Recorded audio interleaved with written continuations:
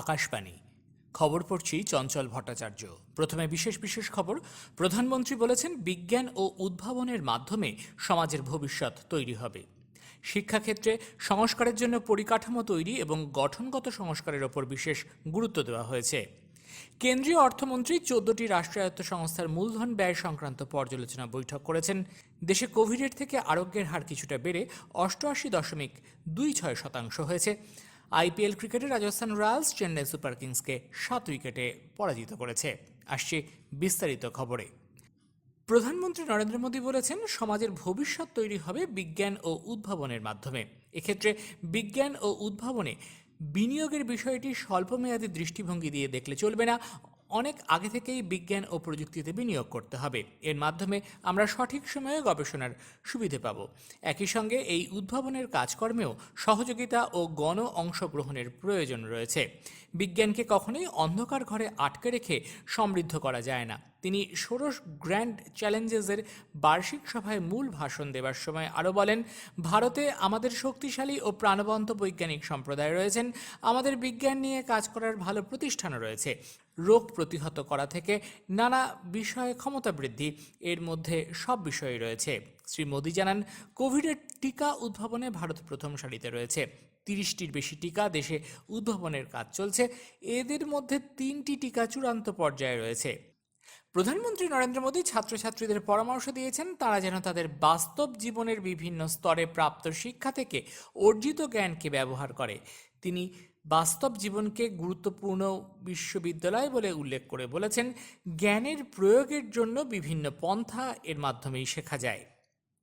Shri Modi video কনফারেন্সের মাধ্যমে মাইসোর বিশ্ববিদ্যালয়ের ২০২০ শতবার্ষিকী সমাবর্তনে ভাষণ দিচ্ছিলেন। তিনি বলেন, একবিংশ শতাব্দীর চাহিদা যাতে ভারতীয় শিক্ষা ব্যবস্থা পূরণ করতে পারে, তার জন্য নানা উদ্যোগ নেওয়া হয়েছে। শিক্ষাক্ষেত্রে সংস্কারের জন্য পরিকাঠামো তৈরি এবং গঠনগত সংস্কারের ওপর বিশেষ গুরুত্ব দেওয়া হয়েছে। আমাদের যুব সম্প্রদায়কে প্রতিযোগিতায় আরও সক্ষম করে তুলতে এবং শিক্ষার গুণগত বৃদ্ধি করতে ও ব্যাপ্তি বাড়াতে নানা উদ্যোগ নেওয়া হয়েছে। ভারতকে উচ্চশিক্ষার আন্তর্জাতিক কেন্দ্র হিসেবে গড়ে তোলার জন্য সরকার উদ্যোগী হয়েছে। National education policy pre nursery से लेकर पीएचडी तक देश के पूरे एजुकेशन सेटअप में फंडामेंटल चेंजेस लाने वाला एक बहुत बड़ा अभियान है। हमारे देश के सामर्थ्यवान युवाओं को और ज्यादा कॉम्पिटिटिव बनाने के लिए मल्टी डायमेंशनल अप्रोच पर फोकस किया जा रहा है। कोशिश ये है कि हमारे युवा तेजी से बदलते नेचर ऑफ जॉब्स के लिए फ्लेक्सिबल हो, एडॉप्टेबल हो। स्किलिंग, रीस्किलिंग और अपस्किलिंग आज की सबसे बड़ी जरूरत है। দেশে প্রতিটি স্তরে ছেলেদের থেকে মেয়েরা শিক্ষা ব্যবস্থায় বেশি যুক্ত হওয়ায় প্রধানমন্ত্রী সন্তোষ ব্যক্ত করেছেন। তিনি বলেছেন, সমগ্র শিক্ষা ব্যবস্থায় মৌলিক পরিবর্তনে গতি আনতে নতুন শিক্ষানীতি সাহায্য করবে। নমনীয় ও গ্রহণযোগ্য শিক্ষা ব্যবস্থার মাধ্যমে দেশের যুব সম্প্রদায়কে প্রতিযোগিতায় টিকে থাকতে সাহায্য করার জন্য নতুন শিক্ষানীতিতে বহুস্তরীয় ব্যবস্থার ওপর জোর দেওয়া হয়েছে। সমসাময়িক সময়ের দক্ষতা, নতুন নতুন ক্ষেত্রে দক্ষতা ও দক্ষতা বৃদ্ধির প্রয়োজন বলে প্রধানমন্ত্রী উল্লেখ করেছেন। কেন্দ্রীয় শিক্ষামন্ত্রী ডক্টর রমেশ পোখরিয়াল নিশাঙ্ক স্বামী বিবেকানন্দের শিক্ষা সম্পর্কে দৃষ্টিভঙ্গি ও ২০২০ জাতীয় শিক্ষানীতি শীর্ষক এক ওয়েবিনারে জানান, কেন্দ্র চায় শিক্ষা শুধু জাতীয় এবং আন্তর্জাতিক মানেই উন্নীত হবে না, শিক্ষা সর্বাঙ্গীন হওয়া প্রয়োজন। শ্রী পোখরিয়াল বলেন, ২০২০ জাতীয় শিক্ষানীতি মাতৃভাষাকে আরও শক্তিশালী করে তুলবে। Ramakrishna mission Vivekananda educational and research institute এই ওয়েবিনারের আয়োজন করেছিল। কেন্দ্রীয় অর্থমন্ত্রী নির্মলা সীতারামন পেট্রোলিয়াম ও প্রাকৃতিক গ্যাস মন্ত্রক এবং কয়লা মন্ত্রক সহ এই দুই মন্ত্রকের অধীন ১৪টি রাষ্ট্রায়ত্ত সংস্থার চেয়ারম্যান তথা ম্যানেজিং ডিরেক্টরদের সঙ্গে মূলধন ব্যয় সংক্রান্ত পর্যালোচনা বৈঠক করেন। কোভিড-১৯ মহামারীর কারণে আর্থিক গতি ত্বরান্বিত করতে সংশ্লিষ্ট সব পক্ষের সঙ্গে অর্থমন্ত্রীর এটি চতুর্থ পর্যালোচনা বৈঠক।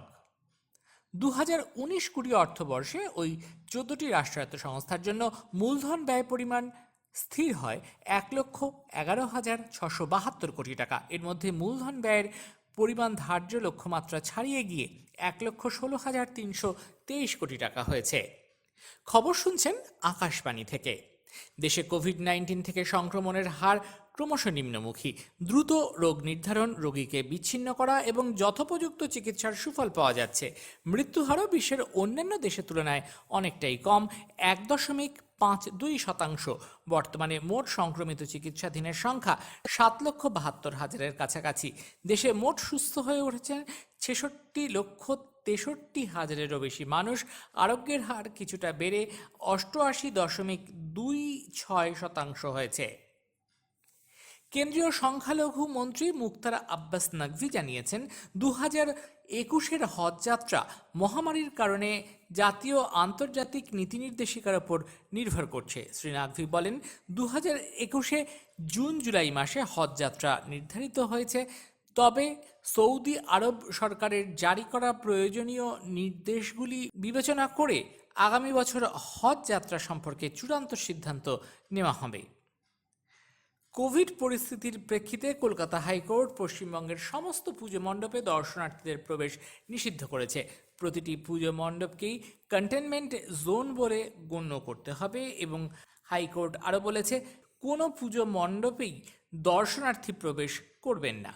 অসমের কাছাড়ে আগামীকাল দুর্গাপুজো উপলক্ষে জেলার সব পুরোহিত এবং পুজো কমিটি সদস্যদের কোভিড পরীক্ষা করা হবে।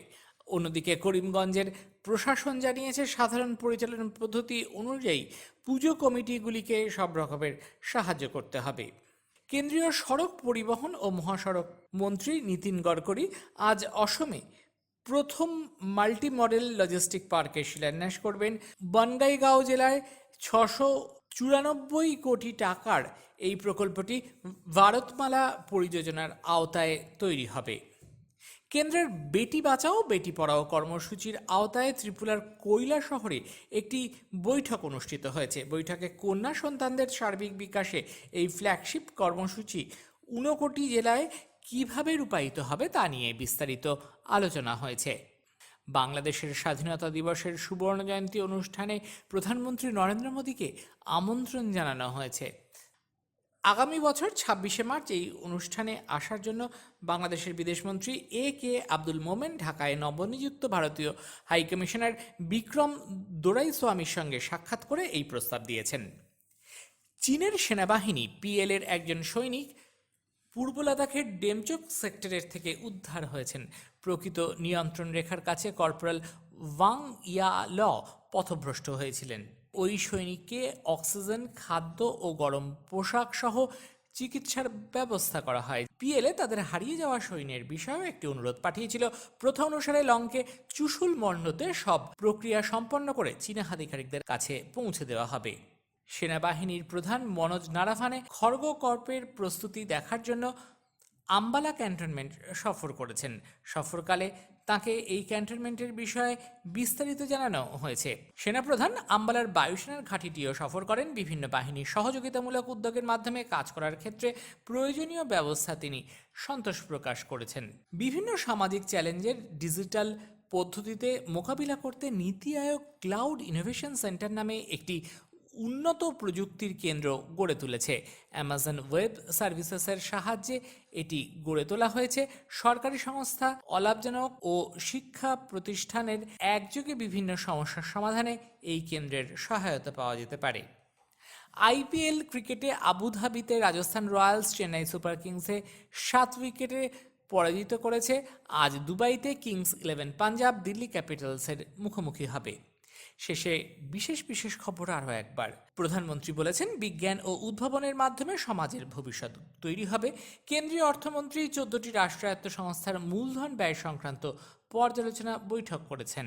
করোনা সংক্রমণ প্রতিরোধে সঠিক পদ্ধতিতে মাস্ক পরুন, 2 গজ দূরে থাকুন, নিরাপদ দূরত্ব বজায় রাখুন, হাত ও মুখ পরিষ্কার পরিচ্ছন্ন রাখুন। খবর শেষ হলো।